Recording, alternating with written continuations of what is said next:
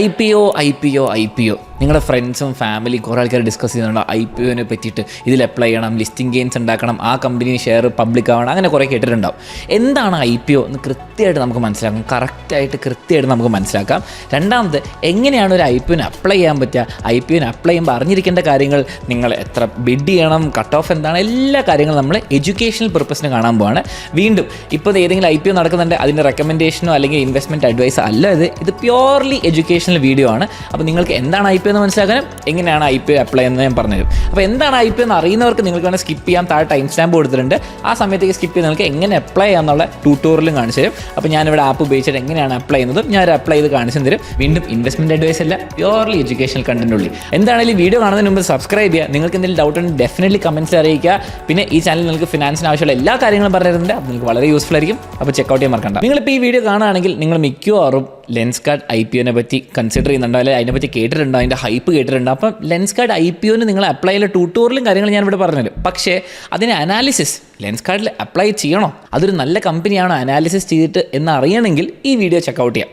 ഇനി ഇതൊന്നും അറിയില്ല, ഈ IPO ചെയ്ത് കഴിഞ്ഞാൽ എന്താ സംഭവിക്കുക ഒന്നും അറിയില്ലെങ്കിൽ, സ്റ്റോക്ക് മാർക്കറ്റ് എന്താണെന്നുള്ള ബേസിക്സ് മനസ്സിലാക്കണമെങ്കിൽ ഈ വീഡിയോ ചെക്കൗട്ട് ചെയ്യാം. എല്ലാം ഞാൻ ലിങ്ക് കൊടുത്തിട്ടുണ്ട്. അപ്പോൾ സ്റ്റോക്ക് മാർക്കറ്റ് എന്താണ് മനസ്സിലാക്കണം, ലെൻസ്കാർട്ടിനൊക്കെ അപ്ലൈ ആണെങ്കിൽ, അല്ലെങ്കിൽ ഇപ്പോൾ ഏതെങ്കിലും റെലവൻ്റ് IPO ഉണ്ടെങ്കിൽ അതിനെപ്പറ്റി മനസ്സിലാക്കണമെങ്കിൽ അതിൻ്റെ വീഡിയോ കാണണം. അതുകൊണ്ട് വെറുതെ IPO അപ്ലൈ ചെയ്യരുത്. ഓക്കെ, അത് കഴിഞ്ഞിട്ടാണ് ഈ വീഡിയോ കണ്ടത്. എന്താണ് IPO, എങ്ങനെയാണ് IPO നമ്മൾ ചെയ്യാൻ നോക്കുന്നത്.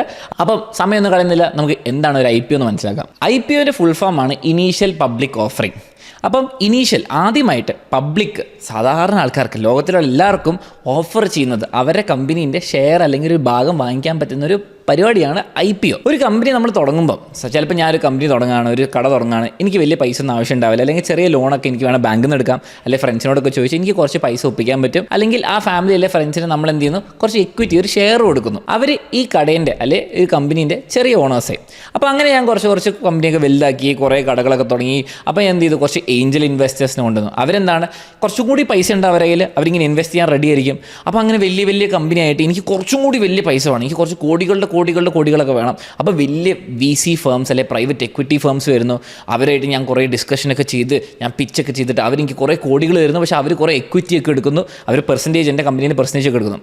ഇതൊക്കെ ചെയ്ത് കഴിഞ്ഞിട്ട് എൻ്റെ കമ്പനി ഒരു വലിയ കമ്പനി ആയിരിക്കുക. ഇനി ഇത് വലുതാക്കണമെങ്കിൽ, അല്ലെങ്കിൽ ഇനി എക്സ്പാൻഡ് ചെയ്യണമെങ്കിൽ, അല്ലെങ്കിൽ ഈ വലിയ ഇൻവെസ്റ്റേഴ്സിനെ എക്സിറ്റ് ചെയ്യണം, അല്ലെങ്കിൽ ലാഭം ഉണ്ടാക്കണമെങ്കിൽ നമ്മൾ ചെയ്യും IPO. അപ്പോൾ IPO എന്ന് പറഞ്ഞാൽ നമ്മുടെ എല്ലാവർക്കും, എനിക്കും നിങ്ങൾക്കും എല്ലാവർക്കും കുഞ്ഞു ഷെയറുകളായിട്ട് വാങ്ങിച്ച് എൻ്റെ കമ്പനിക്ക് കുറേ പൈസ കിട്ടും.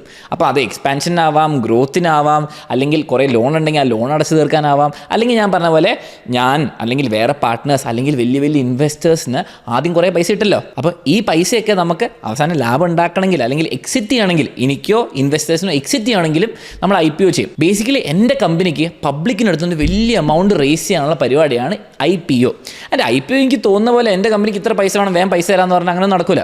ഹലോ എവ്രിവൺ, അപ്പോൾ നിങ്ങൾക്ക് മ്യൂച്വൽ ഫണ്ടിൽ ഇൻവെസ്റ്റ് ചെയ്യാൻ ആഗ്രഹമുണ്ട്. എന്നാൽ എങ്ങനെയാണ് മ്യൂച്വൽ ഫണ്ട് പിക്ക് ചെയ്യേണ്ടത്, ഏത് ഫണ്ട്സാണ് നിങ്ങൾക്ക് ഏറ്റവും നന്നാവുക എന്നുള്ള കാര്യം നിങ്ങൾക്ക് കൃത്യമായിട്ട് അറിയില്ലെങ്കിൽ, ഈ കാര്യം വളരെ സിമ്പിളായിട്ട് മനസ്സിലാക്കാൻ വേണ്ടിയിട്ട് നമ്മളൊരു കോഴ്സ് ലോഞ്ച് ചെയ്തിട്ടുണ്ട്. കോഴ്സിൻ്റെ പേര് മ്യൂച്വൽ ഫണ്ട് മെയ്ഡ് ഈസി എന്നാണ്. ഈ ഒരു കോഴ്സിൽ ഏറ്റവും ബിഗിനർ ലെവലിൽ നിന്ന് സ്റ്റാർട്ട് ചെയ്ത് എന്താണ് മ്യൂച്വൽ ഫണ്ട് എന്നും എങ്ങനെയാണ് നല്ലൊരു മ്യൂച്വൽ ഫണ്ട് പിക്ക് ചെയ്യേണ്ടതെന്നും, മാത്രമല്ല ഈ മ്യൂച്വൽ ഫണ്ട്സ് ലോങ് ടേമിൽ നിങ്ങൾക്ക് വെൽത്ത് ഉണ്ടാക്കാൻ വേണ്ടി എങ്ങനെ യൂസ് ചെയ്യണം എന്നുള്ള കാര്യം വളരെ ഡീറ്റെയിൽ ആയിട്ട് നമ്മൾ കവർ ചെയ്യുന്നുണ്ട്. ഈ ഒരു കോഴ്സിലൂടെ മ്യൂച്വൽ ഫണ്ട്സ് ശരിക്കും മനസ്സിലാക്കുകയും അതുവഴി അതിന്റെ മാക്സിമം ബെനിഫിറ്റ് നിങ്ങൾക്ക് ലൈഫിൽ കിട്ടണമെങ്കിൽ തീർച്ചയായും നമ്മുടെ കോഴ്സിൽ ജോയിൻ ചെയ്യുക. ലിങ്ക് ഡിസ്ക്രിപ്ഷനിൽ കൊടുത്തിട്ടുണ്ട്. ഈ IPO നടത്താൻ സിമ്പിൾ പരിപാടിയല്ല, കുറേ ആൾക്കാർ ഇൻവോൾവ്ഡാണ്. അപ്പം ഞാൻ ആസ് എ കമ്പനി, എൻ്റെ കമ്പനീൻ്റെ ആൾക്കാരുണ്ട്, അതുപോലെ SEBI ഉണ്ട്, SEBIയാണ് മൊത്തം റെഗുലേറ്റ് ചെയ്യുക, SEBI അപ്രൂവൽ തന്നാലേ നടക്കുള്ളൂ IPO.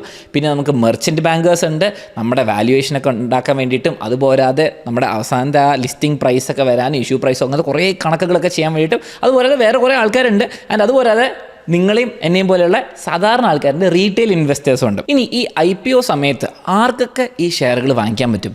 4 കാറ്റഗറി ഉള്ളത്. ഫസ്റ്റ് ആണ് റീറ്റെയിൽ ഇൻവെസ്റ്റേഴ്സ്, നിങ്ങൾ എന്നെ പോലെ സാധാരണ ആൾക്കാർ. നമുക്ക് അപ് ടു 2 lakh വരെ ഇൻവെസ്റ്റ് ചെയ്യാൻ പറ്റുള്ളൂ പെർ പാൻ കാർഡ്. അപ്പോൾ എനിക്ക് 2 lakh ചെയ്യാൻ പറ്റും, എൻ്റെ ബ്രദറിന് ചെയ്യാൻ പറ്റും, വേറെ ആൾക്കാർക്ക്, ഓരോ ആൾക്കാർക്ക് ബേസിക്കലി 2 lakh വരെ ചെയ്യാൻ പറ്റും. അതാണ് റീറ്റെയിൽ ഇൻവെസ്റ്റേഴ്സ്. അതിനെക്കാട്ടും മേലേക്ക് പോകുമ്പം നമ്മളെന്താ HNI അല്ലെങ്കിൽ NIA, okay, high net worth individual അല്ലെങ്കിൽ നോൺ ഇൻസ്റ്റിറ്റ്യൂഷണൽ ഇൻവെസ്റ്റേഴ്സ്. ഓക്കെ, അപ്പോൾ ബേസിക്കലി 5 ലക്ഷത്തിന് മേലേക്ക് നിങ്ങൾക്ക് ഇൻവെസ്റ്റ് ചെയ്യണം IPO അല്ലെങ്കിൽ, അങ്ങനെ ആകുമ്പോൾ നിങ്ങൾ HNI അല്ലെങ്കിൽ NIA കാറ്റഗറീസിൽ വരും. മൂന്നാമതാണ് QIB, ബേസിക്കലി വലിയ ഇൻസ്റ്റിറ്റ്യൂഷൻ, മ്യൂച്വൽ ഫണ്ട് ആൾക്കാർ അല്ലെങ്കിൽ വലിയ ബാങ്ക്സ്, അങ്ങനത്തെ വലിയ ഇൻസ്റ്റിറ്റ്യൂഷൻസ് ആണ്. അതല്ലാതെ നാലാമത്തെ ഒരാളുടെ എംപ്ലോയീസ്. ചില കമ്പനീസ് അവരുടെ എംപ്ലോയീസിന് വേണ്ടി ഒരു ഡിസ്കൗണ്ടിൽ സ്പെഷ്യലായിട്ട് അവർ IPOയിൽ അലോട്ട് ചെയ്യാറുണ്ട്. അപ്പോൾ ബേസിക്കലി ഒരു IPO ഇഷ്യൂ ചെയ്യുമ്പോൾ അല്ലെങ്കിൽ IPO നടക്കുമ്പോൾ ഈ 4 കാറ്റഗറി ആൾക്കാർക്ക് കുറച്ച് ശതമാനമായിരിക്കും വെച്ചിരിക്കുക. ഏറ്റവും വലിയ ശതമാനം റീറ്റെയിൽ ആൾക്കാർക്കായിരിക്കും, ചിലപ്പോൾ 70%, 50%. HNIസിനും NIസിനും കുറച്ചുണ്ടാവുള്ളൂ, എംപ്ലോയീസിനും കുറച്ചുണ്ടാവുള്ളൂ. അപ്പോൾ IPOയിൽ വലിയൊരു ശതമാനം ഇഷ്യൂ നമ്മുടെ പബ്ലിക്കിനായിരിക്കും, അഥവാ റീറ്റെയിൽ ഇൻവെസ്റ്റേഴ്സിനായിരിക്കും. ഒരു കമ്പനീൻ്റെ IPO ഫയലിങ്ങിൻ്റെ പ്രോസസ്സ് എന്ന് വളരെ സിമ്പിളായിട്ട് പറഞ്ഞുതരാം. ബേസിക്കലി ഒരു കമ്പനിക്ക് കുറേ പൈസ വേണം. അപ്പോൾ അതിന് വേണ്ടിയിട്ട് ഒരു മെർച്ചൻറ്റ് ബാങ്കർ അല്ലെങ്കിൽ BRLMനെ അപ്രോച്ച് ചെയ്യും. അപ്പോൾ ഫോർ എക്സാമ്പിൾ സിറ്റി ബാങ്ക് ആവാം, ആക്സിസ് സെക്യൂരിറ്റീസ് ആവാം, അല്ലെങ്കിൽ JP Morgan ആവാം, അങ്ങനെ വലിയ വലിയ മെർച്ചൻറ്റ് ബാങ്കേഴ്സ് ഉണ്ട്. അവരും കമ്പനിയും കൂടി ഇരുന്നിട്ട് ഒരു വാല്യുവേഷനൊക്കെ ഡിസൈഡ് ചെയ്യും. അതേപോലെ ഒരു പ്രൈസ് ബാൻഡ് ഉണ്ടാവും. നിങ്ങളൊരു IPOന് ബിഡ് ചെയ്യുമ്പം ചിലപ്പോൾ ഒരു ഫിക്സ്ഡ് പ്രൈസ് ഉണ്ടാവും. ചിലപ്പം പറയും 100 രൂപയ്ക്കാണ് ഓരോ ഷെയർ വയ്ക്കാൻ പോകുന്നത്, അല്ലെങ്കിൽ ചിലപ്പോൾ പറയും 100 to 110 ഒരു പ്രൈസ് ബാൻഡ് ഉണ്ടാവും. അതൊക്കെ തീരുമാനിക്കുന്ന ആരാ? ഈ മെർച്ചൻറ്റ് ബാങ്കറും കൂടി ഇരുന്നിട്ടാണ്. മെർച്ചൻറ്റ് ബാങ്കർ എന്നിട്ട് എത്ര ഇഷ്യൂ ചെയ്യണം അങ്ങനെയൊക്കെയുള്ള കാര്യങ്ങളൊക്കെ ഡിസൈഡ് ചെയ്യും. ഇതൊക്കെ ഡിസൈഡ് ചെയ്തിട്ട് കമ്പനി മെർച്ചൻറ്റ് ബാങ്കറും കൂടി ഒരു DRHP draft red herring prospectus ഉണ്ടാക്കും. ബേസിക്കലി ഒരു ബ്രോഷറാണ്, ഇതിലെല്ലാ കാര്യങ്ങളും ഡിസ്കസ് ചെയ്യും. അതൊരു ഡ്രാഫ്റ്റ് വെർഷൻ. ഇതെല്ലാം കൂടിയിട്ട് ഇവർ സെബിക്ക് അപ്രൂവലിന് വേണ്ടി കൊടുക്കും. അപ്രൂവലിന് കൊടുത്തു കഴിഞ്ഞാൽ ഇത് ഡ്രാഫ്റ്റ് മാറിയിട്ട് വെറും RHP ആവും, റെഡ് ഹെറിംഗ് പ്രോസ്പെക്ടസ്. ബേസിക്കലി ഒരു ബ്രോഷറാണ്, എല്ലാ കാര്യങ്ങളും ഡീറ്റെയിൽ ആയിട്ട് കൊടുക്കും. Price band, lot size, full details ഇവർ RHPയിൽ കൊടുക്കും. അത് നമുക്കൊക്കെ അവൈലബിൾ ആണ്. നിങ്ങൾക്ക് സെബിൻ്റെ വെബ്സൈറ്റിലോ അല്ലെങ്കിൽ താഴെ ഞാൻ ലിങ്ക് കൊടുക്കാം, എല്ലാം നിങ്ങൾക്ക് കിട്ടും. ഇതൊക്കെ നടന്നു കഴിഞ്ഞിട്ടാണ് നമ്മുടെ അടുത്ത് ഇത് അപ്ലൈ ചെയ്യാനുള്ള ഒരു ഓപ്ഷൻ വരിക, IPOൻ്റെ കുറച്ച് ദിവസങ്ങൾ വരിക. ഇനി IPOൻ്റെ പ്രൈസിങ് സ്ട്രക്ചറിൽ 2 രീതിയിൽ നമുക്ക് ഡിസൈഡ് ചെയ്യാം. കമ്പനിക്ക് ഡിസൈഡ് ചെയ്യാൻ വേണമെങ്കിൽ ഒന്നെങ്കിൽ ഫിക്സ്ഡ് പ്രൈസ് പറയണം, 100 രൂപയ്ക്ക് ഷെയർ വയ്ക്കുള്ളൂ, അതിന് നമുക്ക് ഫിക്സ്ഡ് പ്രൈസ്. അപ്പോൾ 100 രൂപയ്ക്ക് നിങ്ങൾക്ക് ബേസിക്കലി ബിഡ് ചെയ്യാൻ പറ്റുള്ളൂ. പക്ഷേ ഏറ്റവും കൂടുതൽ കോമൺ ആയിട്ട് ഇപ്പോൾ കാണുന്നത് ഒരു പ്രൈസ് ബാൻഡാണ്. ഒരു 100 മുതൽ 110 രൂപ വരെ, ചെറിയൊരു പൈസ വ്യത്യാസമുള്ളൂ. 100 മുതൽ 1000 രൂപയൊന്നും വരില്ല. ബേസിക്കലി 100 മുതൽ 110 രൂപ വരെ നിങ്ങൾക്ക് ബിഡ് ചെയ്യാൻ പറ്റും. ഈ മോഡലിനെ വിളിക്കും ബുക്ക് ബിൽഡിംഗ്. ആൻഡ് ഇത് നിങ്ങൾ മനസ്സിലാക്കണം, കാരണം നിങ്ങൾ എല്ലാവരും ചെയ്യാൻ പോകുന്ന മിക്ക IPOസിലും ബുക്ക് ബിൽഡിംഗ് ആയിരിക്കും. ബുക്ക് ബിൽഡിംഗ് എങ്ങനെയാണ് വർക്ക് ചെയ്യുന്നത് വളരെ സിമ്പിളായിട്ട് ഞാൻ പറഞ്ഞത്. ഇപ്പോഴത്തെ ലെൻസ്കാർട്ട് IPO ആയിക്കോട്ടെ അല്ലെങ്കിൽ സ്റ്റഡ്സിൻ്റെ ആയിക്കോട്ടെ, മിക്കതും ബുക്ക് ബിൽഡിങ്ങിലാണ് വർക്ക് ചെയ്യുക. ബേസിക്കലി അവരൊരു പ്രൈസ് ബാൻഡ് മെർച്ചൻറ്റ് ബാങ്കറും കമ്പനിയും കൂടെ ഡിസൈഡ് ചെയ്യും. ഇപ്പോൾ 100 to 110 രൂപയാണെന്ന് വിചാരിക്കാം. ഓക്കെ, ഇനി ഇതിൻ്റെ ഒരു ഓപ്ഷൻ ഉണ്ട്, കട്ട് ഓഫ് എന്ന് പറഞ്ഞ ഓപ്ഷൻ ഉണ്ട്. കട്ട് ഓഫ് എന്ന് പറഞ്ഞാൽ അവസാനം ഒരു ഡിസൈഡ് ആവുന്ന പ്രൈസ് ഉണ്ടല്ലോ, ഇവർ ഡിമാൻഡും സപ്ലൈയും കുറേ കണക്കൊക്കെ നോക്കിയിട്ട് മെർച്ചൻറ്റ് ബാങ്കർ ഡിസൈഡ് ചെയ്യും.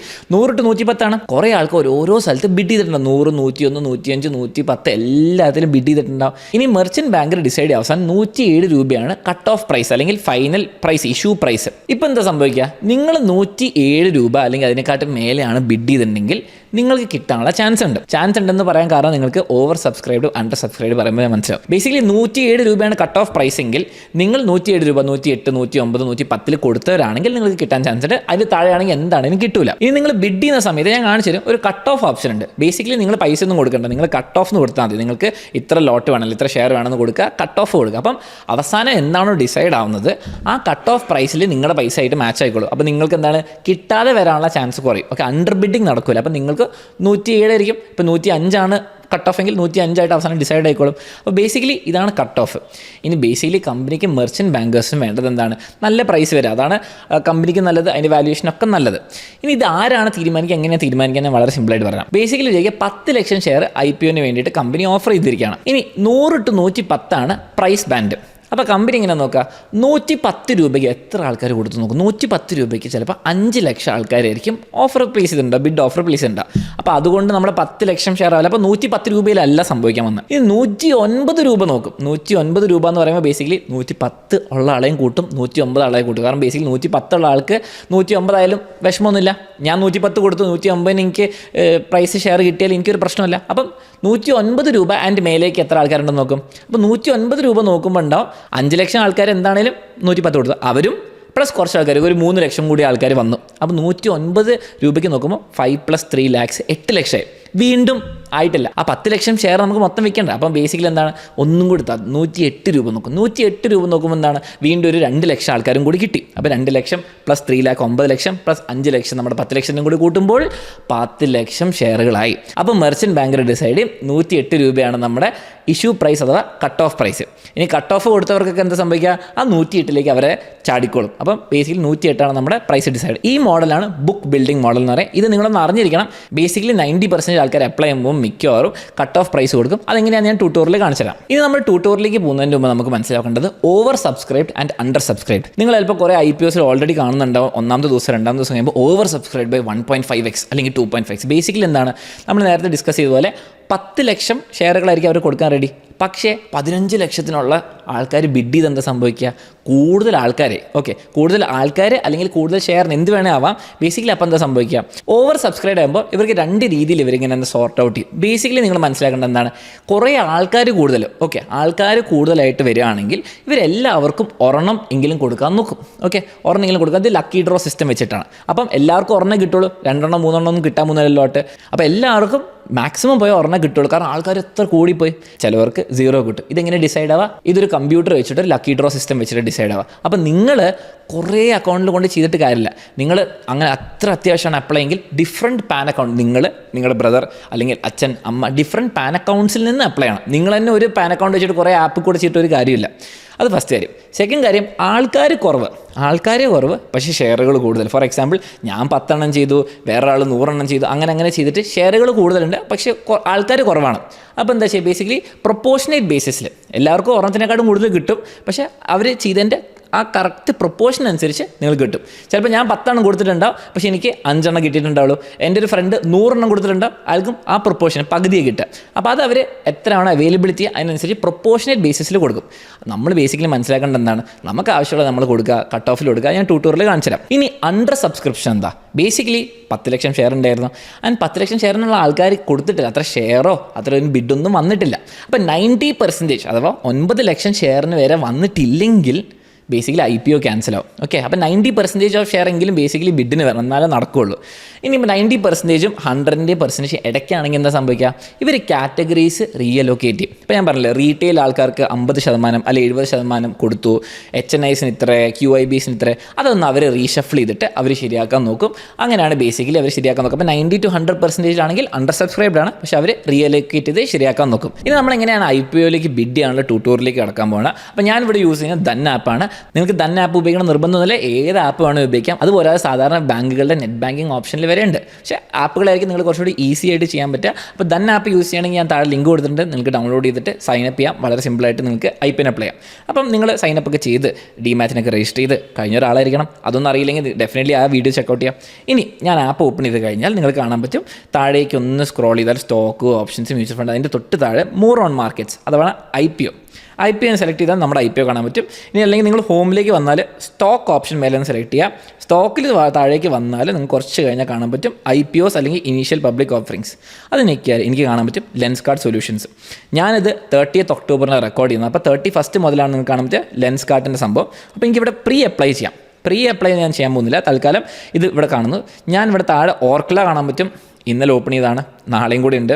അപ്പോൾ നിങ്ങൾ കാണാൻ പറ്റും 2.13 IPO ഓവർ സബ്സ്ക്രൈബ്. ബേസിക്കലി 100 ഷെയറുകൾ ഉണ്ടായിരുന്നെങ്കിൽ 213 ആൾക്കാർ അല്ലെങ്കിൽ 213 ഷെയറിനുള്ളത്. കറക്റ്റ് ലോട്ടാണ് ഉപയോഗിക്കേണ്ടത്, പക്ഷേ ഞാനത് ലോട്ട് എന്താണെന്ന് പറയാം, അതിനുള്ള സബ്സ്ക്രിപ്ഷൻ. അപ്പോൾ ആൾക്കാർ കൂടുതലാണ്, അപ്പോൾ എല്ലാവർക്കും കൂടി പോയി ഒരെണ്ണം കിട്ടുള്ളൂ. അപ്പോൾ കുറച്ച് ഡിമാൻഡ് ഉണ്ടെന്നാണ് ഇവിടെ കാണുന്നത്. ഇത് വിചാരിച്ച് ലിസ്റ്റിംഗ് ഗെയിൻസ് ഒന്നും ചെയ്യരുത്, അതൊക്കെ വേറൊരു സംഭവമാണ്, ഞാൻ അതിനെപ്പറ്റി ഡിസ്കസ് ചെയ്യുന്നില്ല.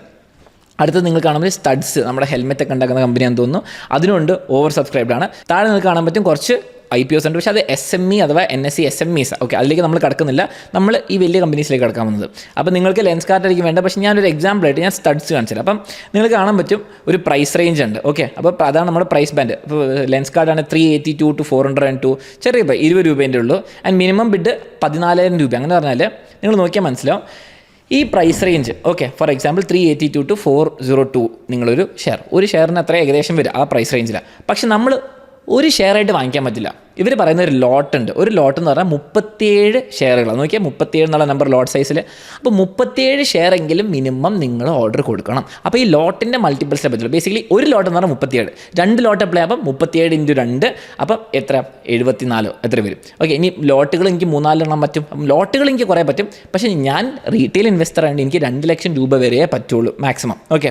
ഇനി ഞാൻ അതിനെക്കാട്ടും മേലേക്കാണെങ്കിൽ 5 ലക്ഷത്തിൻ്റെ മേലാണെങ്കിൽ ഞാൻ HNIയിൽ വരും. അപ്പോൾ ഞാൻ ഇവിടേക്ക് കാണുന്നില്ല. ഇനി നിങ്ങൾക്ക് കാണാൻ പറ്റും എത്ര സബ്സ്ക്രിപ്ഷൻ, എത്ര ആൾക്കാർ എത്ര പെർസെൻറ്റേജ് എന്ന് വാങ്ങിച്ചു. അപ്പം HNIs, ബിഗ് HNIs, എംപ്ലോയീസ്, അങ്ങനെയൊക്കെ നിങ്ങൾക്ക് കാണാൻ പറ്റും. റീറ്റെയിൽ എത്ര. പക്ഷേ ഇവിടെ തുടങ്ങാത്തതുകൊണ്ട് കാണാത്തത്. പിന്നെ IPO ടൈം ലൈനും കാണാൻ പറ്റും. ബേസിക്കലി ഒരു 3 to 7 days അല്ലെങ്കിൽ 10 days ഒക്കെ വരെ ഉണ്ടാവാറ്. നിങ്ങൾ 31st സ്റ്റാർട്ട് ചെയ്തിട്ട് 10 നവംബർ 10 ദിവസത്തിലാണ് ലിസ്റ്റ് ആവുക അവസാനം. പിന്നെ കാര്യങ്ങൾ ഡീറ്റെയിൽസ് എല്ലാം ഇവിടെ കൊടുത്തിട്ടുണ്ട്. ഇനി വീണ്ടും നിങ്ങൾ ലെൻസ്കാർട്ട് പോലെ ഏതെങ്കിലും കമ്പനി അപ്ലൈ ചെയ്യാൻ ഡെഫിനറ്റ്ലി അതിനെ പറ്റി പ്രോപ്പറായിട്ട് സ്റ്റഡി ചെയ്യണം. കാരണം ഞാനിവിടെ ട്യൂട്ടോറിയൽ മാത്രമാണ് ഇൻവെസ്റ്റ്മെൻറ്റ് അഡ്വൈസ് അല്ല വരുന്നത്. അപ്പം ലെൻസ്കാർട്ടിൻ്റെ അനാലിസിസ് കാണണമെങ്കിൽ, പ്യുവർലി എഡ്യൂക്കേഷൻ അനാലിസിസ് കാണണമെങ്കിൽ ഈ വീഡിയോ ചെക്കൗട്ട് ചെയ്യാം. ഞാൻ എന്ത് ചെയ്യുന്നു, സ്റ്റഡ്സ് കൊടുക്കുന്നു. ഓക്കെ, സ്റ്റഡ്സ് ഞാൻ ട്യൂട്ടോറിയലിന് വേണ്ടി മാത്രം ഞാൻ നിങ്ങൾക്ക് എങ്ങനെയാണ് അപ്ലൈ ചെയ്യുന്നത് കാണിച്ചു തരാം. അത് ഇൻവെസ്റ്റ്മെൻറ്റ് അഡ്വൈസ് അല്ല. അപ്പം നമ്മുടെ പ്രൈസ് റേഞ്ച് കാണാൻ പറ്റും. മിനിമം എമൗണ്ട് ഇത്രയും 13,000 ചെയ്യണം. കാരണം എന്താണ്? കാരണം ലോട്ട് സൈസ് 25, അപ്പോൾ 25 ഇൻറ്റു ആ മിനിമം പ്രൈസ് ആയിരിക്കും അവിടെ പറഞ്ഞിട്ടുണ്ടാവുക. ഇനി ഇഷ്യൂ സൈസ്, ഓക്കെ, മൊത്തം ഒരു IPO ചെയ്യാനുള്ള ആഗ്രഹിക്കുന്നത് 455 crore ആണ്. ഡേറ്റ് എന്താണ്? 30 October to 3rd November. എനിക്ക് 4 ദിവസം കൂടി ബാക്കിയുണ്ട്. ഓക്കെ, ഈ സബ്സ്ക്രിപ്ഷൻ ഡീറ്റെയിൽസ് ബേസിക്കലി ഇപ്പം ഓവർ സബ്സ്ക്രൈബ്ഡ് ആണ്. ഇനി നിങ്ങൾ കാണാൻ പറ്റും റീറ്റെയിലാണ്. റീറ്റെയിൽ ആൾക്കാരാണ് ഏറ്റവും കൂടുതൽ ഓവർ സബ്സ്ക്രൈബ് ചെയ്തത്. 1.72x ആണ്. നമുക്ക് കാണാൻ പറ്റും സ്മോൾ HNIസും ഓവർ സബ്സ്ക്രൈബ് ചെയ്തിട്ടുണ്ട്. പക്ഷേ QIB ക്വാളിഫൈഡ് ഇൻസ്റ്റിറ്റ്യൂഷണൽ ബയേഴ്സ് 0 ആണ്. ആൻഡ് എംപ്ലോയീസും വളരെ കുറവാണ്. ഓക്കെ, അപ്പോൾ അത് നിങ്ങൾ കാണാൻ പറ്റും ടോട്ടൽ സബ്സ്ക്രിപ്ഷൻ. അതൊന്നും ഞാൻ കിടക്കുന്നില്ല, നമ്മുടെ ടൈം ലൈനിലേക്ക് വരുന്നു. ഇന്നലെയാണ് തുടങ്ങിയത്. 3rd November വരെ എനിക്ക് IPO ബിഡ് കൊടുക്കാൻ പറ്റും. അത് കഴിഞ്ഞിട്ട് അവരുടെ കുറച്ച് പ്രോസസ്സാണ്. ആൻഡ് ലിസ്റ്റിംഗ് എന്നാണ് 7ാം തീയതി വരും. ഓക്കെ, ആ ലിസ്റ്റിങ്ങിൻ്റെ ദിവസം, ഓക്കെ, 7ാം തീയതി, ഓക്കെ, മാർക്കറ്റിൽ ലിസ്റ്റ് ആവുന്ന ദിവസം രാവിലെ ഒരു സ്പെഷ്യൽ ഓപ്ഷൻ കോൾ ഉണ്ടാവും. ഓക്കെ, പ്രീ ഓപ്പൺ സംഭവം ബേസിക്കലി. ആ ഒരു സമയത്ത് ആ സ്പെഷ്യൽ ടൈമിൽ എത്ര ഡിമാൻഡാണ്, എത്ര ആൾക്കാർ ബൈ കൊടുക്കുന്നു, എത്ര ആൾക്കാർ സെല്ല് കൊടുക്കുന്നതനുസരിച്ചിരിക്കും ഇതിൻ്റെ ലിസ്റ്റിംഗ് ഗെയിൻ അല്ലെങ്കിൽ ലിസ്റ്റിംഗ് ലോസ്. ഇപ്പോൾ ഫോർ എക്സാമ്പിൾ ഞാൻ ഈ സാധനം വാങ്ങിച്ചു 580 വാങ്ങിച്ചു എന്ന് വിശ്വസിക്കാം. ഓക്കെ, 580 കട്ട് ഓഫ് അല്ലെങ്കിൽ ഇഷ്യൂ പ്രൈസ് ആയത്, ഫൈനൽ ലിസ്റ്റിംഗ് പ്രൈസ് ആയത്. ഇനി ആ ദിവസം, ഓക്കെ, എന്നാണ് ആ ദിവസം? 7ാം തീയതി നവംബർ മാർക്കറ്റിൽ ലിസ്റ്റ് ആവുന്ന, പബ്ലിക്കായിട്ട് ലിസ്റ്റ് ആവുന്ന ദിവസം. അങ്ങനെ ആകുമ്പോൾ പിന്നെ ആർക്ക് വേണം വാങ്ങിക്കാം, ആർക്ക് വേണം വിൽക്കാൻ പറ്റുന്ന ദിവസം. ഭയങ്കര ഡിമാൻഡ് കാരണം കുറേ ആൾക്കാർ ബൈ കൊടുത്താൽ ചിലപ്പം 590 ആവും, ചിലപ്പം 600 ആവും. അപ്പം ഞാൻ 580 വാങ്ങിച്ചു 600 ആണെങ്കിൽ എനിക്ക് ആ 20 rupees ലിസ്റ്റിംഗ് ഗെയിൻ ഉണ്ട്. ആ പെർസെൻറ്റേജിലെ കാൽക്കുലേറ്റ് പറ്റി ലിസ്റ്റിംഗ് ഗെയിൻ ഉണ്ട്. പക്ഷേ അതേ ദിവസം ഈ എല്ലാം പോപ്പുലാരിറ്റി കണ്ടിട്ട് എന്നെ പോലെ കുറേ ആൾക്കാർ റീറ്റെയിൽ എല്ലാവരും കൂടി ഞാൻ സെല്ല് കൊടുക്കാം, എനിക്ക് ലാഭം വേണമെന്ന് വിചാരിച്ച് സെല്ല് ചെയ്യാൻ കൊടുത്താൽ കുറേ സെല്ല് വന്നാൽ എന്താണ് പ്രൈസ് കുറയും. അത് ബേസിക് ഡിമാൻഡ് ആൻഡ് സപ്ലൈൻ്റെ പ്രിൻസിപ്പിൾസ് ആണ്. അപ്പോൾ എല്ലാവരും കൂടി വിൽക്കാൻ നോക്കിയാൽ ചിലപ്പോൾ പൈസ ഡൗൺ ആവും. പക്ഷേ കുറേ ആൾക്കാർ വാങ്ങിക്കാനുണ്ടെങ്കിൽ പൈസ അപ്പാവും. അതാണ് ലിസ്റ്റിംഗ് ഗെയിൻ അല്ലെങ്കിൽ ലിസ്റ്റിംഗ് ലോസ്. ഓക്കെ, ഇനി നമുക്ക് എന്ത് ചെയ്യാം? താഴെ profit and loss, balance sheet, cash flow എല്ലാം നിങ്ങൾക്ക് കൊടുക്കാൻ പറ്റും. ഇനി നമുക്ക് ബിഡ് കൊടുക്കാം. ഓക്കെ, ബിഡ് കൊടുക്കാം. ഇനി ബിഡിൽ കൊടുക്കുമ്പോൾ നിങ്ങൾക്ക് കാണാൻ പറ്റും റീറ്റെയിൽ കൊടുക്കാം, HNI കൊടുക്കാം. മിക്ക റീറ്റെയിൽ ആയിരിക്കും. ഇനി ചില കമ്പനീസിൽ നിങ്ങൾ കാണാൻ പറ്റും വേറെ ഓപ്ഷൻസ് ഉണ്ട്. അത് ഞാൻ കാണിച്ചു തരാം. ഇപ്പോൾ ഓർക്കിൽ എടുക്കുകയാണെങ്കിൽ ഞാനിതവിടെ നോക്കട്ടെ, ഞാനിവിടെ ബിഡ് ഫോർ IPO റീറ്റെയിൽ ഉണ്ട്, HNI ഉണ്ട്, എംപ്ലോയീസ് ഉണ്ട്. നിങ്ങളതിൽ എംപ്ലോയി ആണെങ്കിൽ നിങ്ങൾക്ക് അതിന് ഡിസ്കൗണ്ട് കിട്ടും. പക്ഷേ നിങ്ങൾ എംപ്ലോയി ആണെങ്കിൽ നിങ്ങൾക്ക് ഓൾറെഡി അതൊക്കെ അറിയാം, ഞാൻ പറയുന്നില്ല അതിലേക്ക്. ഓക്കെ, അപ്പോൾ നമ്മുടെ സ്റ്റഡിലേക്ക് തിരിച്ചു വന്നു. ഞാനിവിടെ കൊടുക്കുന്നു. ഇനി ഇവിടെ ഞാൻ ഒന്ന് ബാക്ക് അടിക്കിയിട്ട് ബിഡ് ഫോർ IPO കൊടുക്കുന്നു. ഞാൻ റീറ്റെയിൽ കൊടുക്കാൻ പോവാണ്. എനിക്ക് മനസ്സിലാക്കേണ്ടത് എന്താണ്? ബേസിക്കലി ലോട്ടിനനുസരിച്ച് ചെയ്യാൻ പറ്റുള്ളൂ. ഓക്കെ, ഞാൻ ഈ കട്ട് ഓഫ് പ്രൈസ് ഒഴിവാക്കി നിങ്ങൾക്ക് കാണാൻ പറ്റും 3 ബിഡുകൾ കൊടുക്കാം. അപ്പോൾ നിങ്ങൾ ആലോചിക്കുക എന്തിനാണ് 3 ബിഡ്? റീറ്റെയിലുകാർക്ക് കട്ട് ഓഫ് എന്നുള്ളൊരു ഓപ്ഷൻ ഉണ്ട്. ബേസിക്കലി എത്രയാണോ ഫൈനലി ഡിസ്കവർ ആവുന്ന പ്രൈസ് അതിലേക്ക് അങ്ങ് നേരെ അപ്ലൈ ആയിക്കോളും. പക്ഷേ HNIക്കാർക്ക് അങ്ങനെ പറ്റില്ല, കട്ട് ഓഫ് എന്നുള്ള ഓപ്ഷൻ ഇല്ല. അവർക്ക് ബിഡ് മേക്ക് സെൻസ്. അവർക്ക് എനിക്ക് പറയുകയാണെങ്കിൽ ഞാൻ ഇത്രയും ലോട്ടുകൾ ഇത്രയും പ്രൈസിന് ഫസ്റ്റ് ബിഡ്, സെക്കൻഡ് ബിഡ് ഈ കുറച്ചുകൂടി കുറച്ചിട്ട് ഞാൻ കൊടുക്കുന്നു ഇത്രയും പ്രൈസിന് ഇത്രയും. ഓക്കെ, അപ്പം ബേസിക്കലി HNIക്കാർക്കാണ് ഇത് മേക്ക് സെൻസ്. റീറ്റെയിലുകാർക്ക് കട്ട് ഓഫ് നേരെ കൊടുക്കുകയാണ് ഏറ്റവും സിമ്പിൾ. അപ്പോൾ റീറ്റെയിലായ ഞാൻ എന്ത് ചെയ്യുന്നു? ഞാൻ ഒരു ലോട്ടിന് ഞാൻ അപ്ലൈ ചെയ്യുന്നു. ഓക്കെ, ഷെയർ എന്ന് പറഞ്ഞാൽ 25 ഷെയർ മിനിമം വേണം. അപ്പോൾ ലോട്ട് എത്രയാണ്? ഒരു ലോട്ടിൽ 25 ഉണ്ട്. അപ്പോൾ ഒരു ലോട്ട് കൂട്ടുകയാണെങ്കിൽ 50 ഷെയർ. അപ്പോൾ 25 മൾട്ടിപ്പിൾസ് നടക്കുള്ളൂ കേട്ടോ. ഇനി ഞാൻ പ്രൈസ് ഞാൻ കൊടുക്കുന്നില്ല, ഞാൻ ബിഡിന് പ്രൈസ് കൊടുക്കുന്നില്ല. പ്രൈസ് കൊടുക്കാത്തതിൻ്റെ കാരണമുണ്ട്. ഞാൻ കട്ട് ഓഫ് ആണ് കൊടുക്കുക. ആൻഡ് മിക്കവരും കട്ട് ഓഫ് ആയിരിക്കും കൊടുക്കുക. കാരണം എന്താണ്? 2 ടൈപ്പ് ആൾക്കാരുള്ളത്. ഫസ്റ്റ്, എനിക്ക് ഈ പ്രൈസ് 585 മാക്സിമം പ്രൈസ് ബാൻഡിലെ മാക്സിമം പ്രൈസ് വരെ ഓക്കെയാണ്, എനിക്ക് ഈ ഷെയർ വേണം എന്ന് നിർബന്ധമുള്ളവർ കട്ട് ഓഫ് കൊടുക്കുന്നു. അതാണ് മിക്കവരും. ഈ വളരെ ചെറിയ ശതമാനം ആൾക്കാർക്ക് തോന്നുകയാണ് ഈ പ്രൈസ് 557 മുതൽ 585 557 ലോവർ പ്രൈസാണ് കറക്റ്റ്, അതല്ലെങ്കിൽ എനിക്ക് വേണ്ട. അതിലെ ലോവസ്റ്റ് പ്രൈസ് ഞാൻ പറയുകയാണെങ്കിൽ എനിക്ക് 558 അല്ലെങ്കിൽ 560 വരെ ഞാൻ കൊടുക്കാൻ റെഡിയുള്ളൂ, അതാണ് കറക്റ്റ് എന്ന് ഞാൻ വിശ്വസിക്കുന്ന ഒരാളാണ്. അതിന് മേലെ എനിക്ക് വേണ്ടാന്നുള്ളവർ മാത്രമേ ഈ പ്രൈസ് കൊടുക്കുള്ളൂ. ഓക്കെ, അങ്ങനെയുള്ളവർ, അങ്ങനെ ഉറപ്പുള്ളവരെ ചെയ്യുള്ളൂ. പക്ഷേ എനിക്ക് അങ്ങനെ ഉറപ്പൊന്നുമില്ല. ഞാൻ കുറേ ആലോചിക്കുന്നില്ല, ഞാൻ കട്ട് ഓഫ് പ്രൈസ് കൊടുക്കണം. മിക്കവാറും 585 അല്ലെങ്കിൽ 580 അതിൻ്റെ ഇടയ്ക്കായിരിക്കും. അപ്പോൾ ഏതാണോ പ്രൈസ് ഡിസ്കവർ ആവുന്നത് ഫൈനലി, അതിൻ്റെ പ്രോസസ്സ് ഞാൻ നിങ്ങൾക്ക് എക്സ്പ്ലെയിൻ ചെയ്യുന്നത്. അപ്പോൾ ഏതാണോ ഫൈനലിൽ നമ്മുടെ മെർച്ചൻ്റ് ബാങ്കർ ഡിസൈഡ് ചെയ്യുന്നത് ആ ഡിമാൻഡ് സപ്ലൈ വെച്ചിട്ട് അതിൽ ആയിക്കോളും. ഇനി ഞാൻ പ്ലീസ് ബിഡ് ഫോർ IPO കൊടുക്കുകയാണ്. നിങ്ങൾ നിങ്ങളുടെ ബാങ്ക് ലിങ്ക്ഡ് ആയിട്ടുള്ള UPI കൊടുക്കുന്നു. ഞാനിവിടെ UPI കൊടുക്കാൻ വന്ന് അത് കഴിഞ്ഞിട്ട് നിങ്ങൾക്കൊരു മാൻഡേറ്റ് വരും. ബാങ്ക് അക്കൗണ്ട് ലിങ്ക്ഡ് ആയി UPI ഇവിടെ ആഡ് ചെയ്തു. അപ്പോൾ എനിക്ക് കാണാൻ പറ്റും IP ആപ്ലിക്കേഷൻ സബ്മിറ്റ്. ഇനി ശ്രദ്ധിക്കേണ്ട കാര്യം എന്താണ്, ഒരു UPI മാൻഡേറ്റ് വരും, ചിലപ്പം ഇന്നോ അല്ലെങ്കിൽ എൻഡ് ഓഫ് ഡേ ഒക്കെ ആയിട്ട് വരും. നമ്മൾ നമ്മുടെ UPI ആപ്പിൽ പോയിട്ട് അത് അപ്രൂവ് ചെയ്യണം, എന്നാലേ നടക്കുകയുള്ളൂ. അപ്പോൾ ബാക്കിയുള്ള ഡീറ്റെയിൽസ് ഇവിടെ കൊടുത്തിട്ടുണ്ട്. ഇനി നമുക്ക് UPI ആപ്പിൽ പോയിട്ട് നമുക്കത് അപ്രൂവ് ചെയ്യാം. ഞാനപ്പോൾ എൻ്റെ UPI ആപ്പിൽ വന്നിട്ട് മാൻഡേറ്റ് അപ്രൂവ് ചെയ്തിട്ടുണ്ട്. പക്ഷേ പൈസ ഇപ്പോൾ പോയിട്ടില്ല, പക്ഷേ പൈസ ബേസിക്കലി അവൈലബിൾ ആക്കി വെച്ചിട്ടുണ്ട് വിഡ്രോളിന് വേണ്ടിയിട്ട്. അപ്പോൾ നമുക്ക് അലോട്ട് ആവുകയാണെങ്കിൽ ഓക്കെ, നമ്മളെ ഭാഗ്യമുള്ള ഒരാളാണെങ്കിൽ നമുക്ക് കിട്ടിയായിരിക്കും. അലോട്ട് ആയില്ലെങ്കിൽ ബേസിക്കലി പൈസ ഒന്നും പോലെ പേടിക്കേണ്ട ആവശ്യമൊന്നുമില്ല. ലിസ്റ്റിംഗ് ഗെയിൻസ് ഒക്കെ ഉണ്ടെങ്കിൽ നമുക്ക് ലിസ്റ്റിംഗ് ഡേയിലാണ് മനസ്സിലാവുക, അന്ന് നമുക്ക് നോക്കാം. അപ്പോൾ ഡെഫിനറ്റ്ലി നിങ്ങൾ സബ്സ്ക്രൈബ് ചെയ്യുക. അപ്പോൾ ഞാൻ എന്തെങ്കിലും ഗെയിനോ ലോസോ ഉണ്ടെങ്കിൽ ഞാൻ ഡെഫിനറ്റ്ലി നിങ്ങളെ അറിയിക്കുന്നതായിരിക്കും. അപ്പോൾ സബ്സ്ക്രൈബ് ചെയ്യാൻ മറക്കണ്ട. ഇനി എന്തെങ്കിലും ഡൗട്ടോ കാര്യങ്ങളോ ഡെഫിനറ്റ്ലി നിങ്ങൾ കമൻസിൽ അറിയിക്കുക. അതോടെ നമ്മുടെ IPO എന്താണെന്നുള്ള എക്സ്പ്ലെയിനർ വീഡിയോ പ്ലസ് ട്യൂട്ടോറിയൽ കഴിഞ്ഞിരിക്കുകയാണ്. ഇനി നിങ്ങളുടെ IPO എക്സ്പീരിയൻസ് ഡെഫിനറ്റ്ലി ഷെയർ ചെയ്യുക. അങ്ങനെയാകുമ്പോൾ നമ്മുടെ കമ്മ്യൂണിറ്റിന് മൊത്തം മനസ്സിലാവും നിങ്ങൾ അപ്ലൈ ചെയ്തിട്ട് എന്താണ് സംഭവിച്ചത്, ലിസ്റ്റിംഗ് ഗെയിനോ നഷ്ടമോ അല്ലെങ്കിൽ എന്തെങ്കിലും ഡൗട്ടുകൾ ഉണ്ടെങ്കിൽ എന്തെങ്കിലും ഷെയർ ചെയ്യുക. നിങ്ങൾക്ക് പാസ്റ്റിൽ എന്തെങ്കിലും IPO അപ്ലൈ ചെയ്തതിൻ്റെ എന്തെങ്കിലും ഗുണങ്ങളോ ദോഷങ്ങളോ എന്തെങ്കിലും സ്റ്റോറിയൊക്കെ ഉണ്ടെങ്കിൽ ഡെഫിനറ്റ്ലി ഷെയർ ചെയ്യുക കമൻസിൽ. അപ്പോൾ thank you for watching. Definitely then app check out ചെയ്യുക. താഴെ ലിങ്ക് കൊടുത്തിട്ടുണ്ട്. ദൻ ആപ്പ് മാത്രമല്ല ഏത് പ്ലാറ്റ്ഫോമിൽ നിങ്ങൾക്ക് ഏകദേശം ചെയ്യാൻ പറ്റും. അപ്പോൾ നിങ്ങൾ ഇഷ്ടമുള്ള പ്ലാറ്റ്ഫോമിൽ ചെയ്തോളൂ. പക്ഷേ ദൻ ആണെങ്കിൽ നിങ്ങൾക്ക് താഴെ ലിങ്ക് കൊടുത്തിട്ടുണ്ട്. So see you in the next video. And നിങ്ങളുടെ IPO ബിഡുകളും എല്ലാം സക്സസ്ഫുള്ളായി നടക്കട്ടെ. ആൻഡ് നിങ്ങൾ വിചാരിക്കുന്ന പോലെ ലിസ്റ്റിംഗ് ഗെയിൻസോ അല്ലെങ്കിൽ സ്റ്റോക്ക് കിട്ടാമെന്നുള്ള ഒരു ഹോപ്പ് ചെയ്തുകൊണ്ട് ഞാൻ നിങ്ങളെ ബൈ പറയുന്നു. അപ്പോൾ ഓൾ ദി ബെസ്റ്റ്. നമുക്ക് അടുത്ത വീഡിയോയിൽ കാണാം.